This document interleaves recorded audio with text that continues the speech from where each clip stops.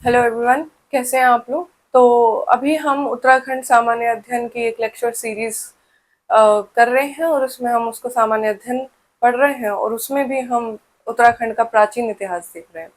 तो प्राचीन इतिहास में अभी तक हम लोगों ने क्या क्या देखा। अभी तक हमने देखा कि इतिहास का बेसिक्स, इतिहास क्या है, इतिहास को कितने भागों में विभाजित किया हुआ है और उत्तराखंड का भौगोलिक और पौराणिक जो महत्व है वो क्या है। उसके बाद हमने देखा कि उत्तराखंड में पाषाण काल के क्या प्रमाण मिले हैं या फिर शैल चित्र यदि मिल रहे हैं तो उनमें किस प्रकार के शैल चित्र मिल रहे हैं और उससे इतिहास जो इतिहासकार हैं उन्होंने क्या अंदाजा लगाया कि उस समय का समाज कैसा रहा होगा। तो आइए अब देखते हैं कि जो जनजातियां प्रमुख रहीं प्राचीन इतिहास में उत्तराखंड में, उनके बारे में देखते हैं कि क्या क्या उनकी महत्वपूर्ण विशेषताएं हैं। तो जो पहला निवासी समुदाय था वो था कोल जनजाति, है ना। कोल जनजाति पहला क्षेत्र के आरंभिक ज्ञात निवासी थे ये। अब इनका स्वभाव कैसा था। आदिम कृषक और वनवासी समुदाय, प्रकृति पर निर्भर जीवन शैली थी इनकी, है ना। तो जनजातियों की तो वैसे भी प्रकृति पर निर्भर जीवन शैली है और ये तो प्रारंभिक है तो इनकी और ज्यादा थी। निचली पहाड़ियों और नदी घाटियों के आसपास ये रहा करते थे, है ना। और क्षेत्र की सांस्कृतिक तह में सबसे प्राचीन परतें मानी जाती हैं। मतलब यदि हमें क्षेत्र की संस्कृति को समझना है और संस्कृति का विकास कैसे हुआ आगे जाकर के, तो हम अगर कोल जनजातियों की संस्कृति को समझेंगे तो हमें पता लगेगा कि कैसे धीरे धीरे थोड़ा थोड़ा परिवर्तन होके आज जो संस्कृति है वो इन्हीं से निकल करके आई है। ठीक है। तो कोल जनजाति के बारे में हमने ये देखा। फिर किरात जनजाति के बारे में यदि आप देखो तो प्राचीन ग्रंथों में वर्णित हिमालयी जनजाति। तो जो कोल जनजाति है उसका वर्णन प्राचीन ग्रंथों में नहीं है। इतिहासकारों ने देखा कि सबसे पहले यही इन्होंने ही उत्तराखंड में निवास किया था, लेकिन जो किरात जनजाति है उसका वर्णन प्राचीन ग्रंथों में भी मिलता है और ये लोग शिकारी समूह था, है ना। और हिमालयी ढलानों में ये निवास किया करते थे। इनका उल्लेख वैदिक और महाकाव्य साहित्य में मिलता है ना। तो जैसे ऋग्वेद हो गया और अन्य महाकाव्य साहित्य जो हो गए उसमें किरातों का उल्लेख मिलता है। जैसे एक कविता, मुझे पूरी लाइन याद नहीं आ रही, लेकिन उसमें कीरत किरातनी ऐसी बात बोली जाती है ना। तो किरात जो है इसमें उल्लेख मिलता है। आ, हाँ, उन कविता है अमल धवलगिरी के शिखरों पर कविवर तुम कब तक सोए थे, उसमें ही ये आता है। तो इसी प्रकार है कि कालिदास सच सच बतलाना, रोया यक्ष या तुम रोए थे। तो इसको यदि आप सर्च करेंगे ना तो वहां पे आपको इसी कविता में किरात किरातनी का जो उल्लेख है वो मिलेगा। तो क्षेत्र जो है ऊंचाई वाले वनाच्छादित क्षेत्रों में सक्रिय उपस्थिति इनकी होती है। ठीक है। उसके बाद आप देखो जो नेक्स्ट जनजाति है वो है खस जनजाति। खस जनजाति के बारे में क्या है। खस जनजाति ने क्षेत्र की राजनीतिक संरचना को प्रभावित किया। तो कैसे किया देखते हैं। तो कुछ इतिहासकारों के अनुसार शक व मध्य एशियाई मूल से संबंध है इनका। तो कुछ लोगों ने ये बोला कि ये जो खस जनजाति है ये मूल निवासी नहीं थी उत्तराखंड की, और जब शक लोग आए और तो इनका संबंध उनसे बताया जाता है कि शायद ये जनजातियां उनके साथ आई और ये उत्तराखंड में रच बस गया इनकी इनकी संस्कृति, तो ये यहाँ रम गई, है ना। तो शासन के बारे में कैसे पता लगा है कि राहुल सांस्कृत्यायन ने बताया कि खस जो है वो शक वंशजों का दीर्घकालीन प्रभाव है। तो मैंने यही कहा कि उन लोगों उनमें से कुछ लोग, हो सकता है खस जनजाति के जो लोग हैं वो शक वंश से आए हों, या फिर हो सकता है कि इस जनजाति पर शक वंश का अधिक प्रभाव रहा हो, नातेदारी रिश्तेदारी हो गई हो, संस्कृति पर इनका प्रभाव पड़ा हो, है ना। तो आगे चलकर कत्यूरी वंश की उत्पत्ति के सिद्धांत से भी इनका जुड़ाव है कि कत्यूरी वंश की उत्पत्ति होगी तो इनका उसमें संबंध देखा जाएगा कि क्या है। चलते हैं आगे। तो महाभारत और पांडवों का किस प्रकार से उत्तराखंड से संबंध बताया गया है, ये बात मैंने आपको पहले वीडियो में ही बताई थी, दूसरे वीडियो में जब मैंने उत्तराखंड का भौगोलिक और पौराणिक महत्व बताया था।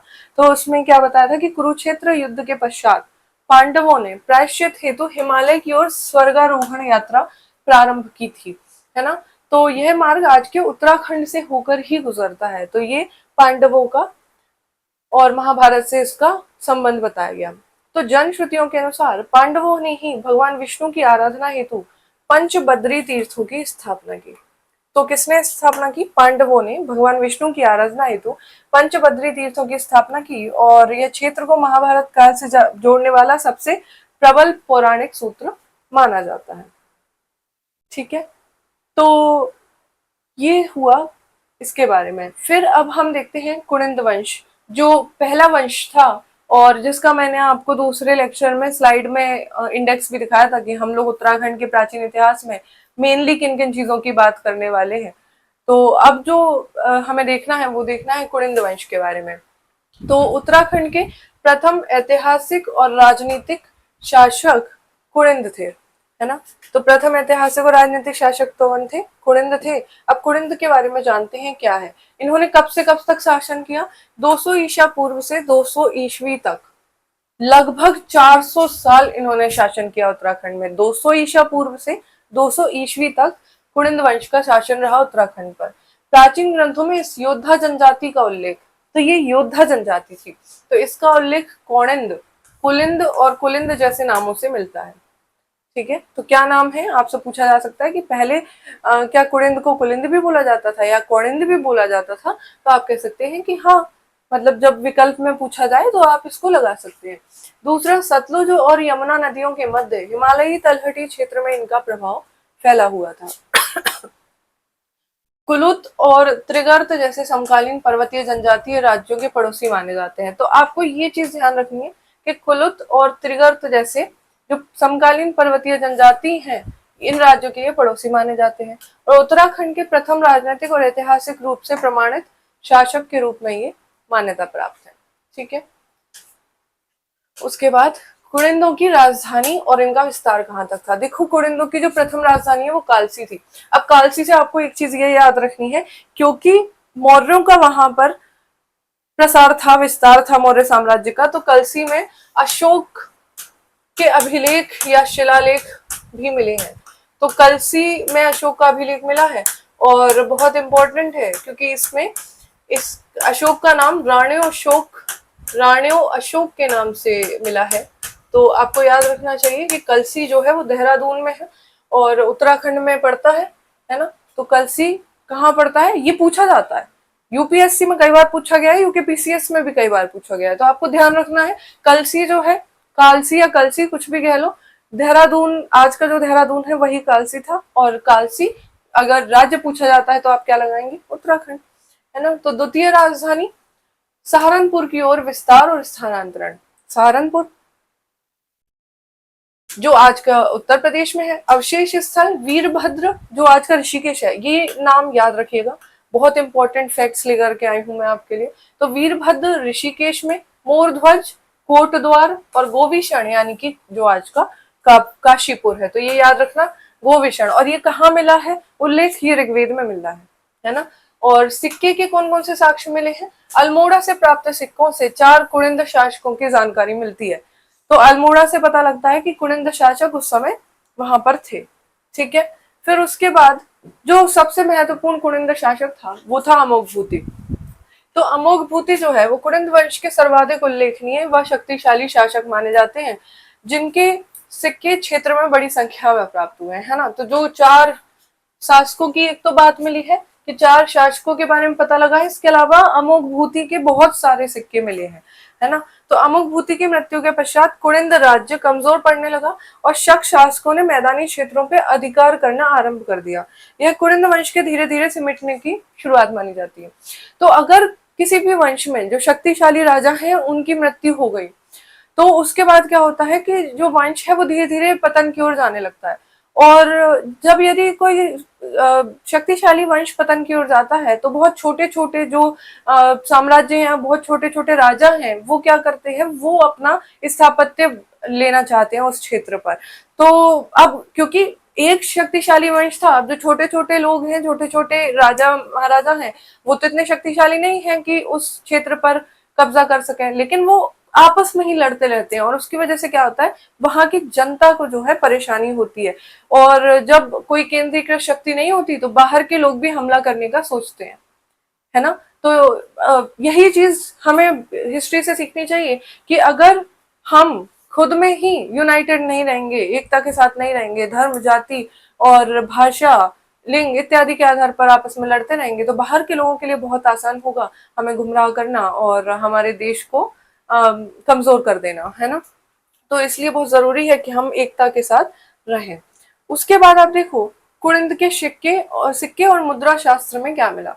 तो सिक्कों के एक पहलू पर 6 मुख वाले भगवान कार्तिकेय, इसीलिए मैंने बताया था कार्तिकेय पुरवंश के बारे में, जो आगे जाकर के हमें मिलेगा। तो भगवान कार्तिकेय का अंकन और ब्राह्मी लिपि में लेख मिलता है। दूसरे पहलू पर 6 मुख वाली षष्ठी देवी की खड़ी प्रतिमा और बहु मेहराबदार चैत्य का चित्रण है। चैत्य आर्ट एंड कल्चर में पढ़ते हैं, दो चीजें होती हैं, चैत्य और विहार। तो चैत्य क्या होते हैं और विहार क्या होते हैं। देखो, विहार जब बौद्ध भिक्षु होते थे तो बौद्ध भिक्षु विहार में विश्राम किया करते थे, और जो चैत्य थी और चैत्य भी गुफाएं थी, लेकिन चैत्य में क्या करते थे, वो पूजा अर्चना पूजा साधना करा करते थे और विहार में विश्राम किया करते थे।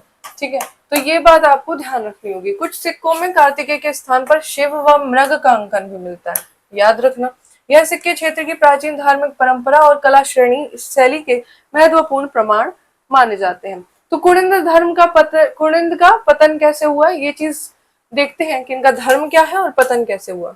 तो कुणिंद शासक बौद्ध धर्म के अनुयायी माने जाते हैं, है ना। तो सिक्के पर कार्तिकेय और षष्ठी देवी के अंकन शैव और शाक्त परंपरा का भी संकेत देते हैं। तो मतलब बौद्ध के अनुयायी थे, लेकिन शैव और शाक्त के बारे में भी हमें जानकारी मिलती है। धार्मिक बहुलता क्षेत्र की प्राचीन सांस्कृतिक विशेषता रही है। फिर देखते हैं कि वंश का पतन कैसे हुआ। तो अमुक के पश्चात शक शासकों ने मैदानी क्षेत्रों पर अधिकार कर लिया, करेंगे ही, क्योंकि कमजोर हो गया है। 5वीं शताब्दी में नाग वंश ने कुणिंद शासन को समाप्त कर उत्तराखंड पर अधिकार कर लिया। तो कुणिंद शासन समाप्त हुआ, शक आए और फिर नाग आ गए, है ना। और उसके साथ ही क्षेत्र में एक नए राजनीतिक युग की शुरुआत हुई, जिसको अब हम अगले लेक्चर में देखेंगे, है ना। तो अभी तक की चीजें समझ में आई आपको, ठीक।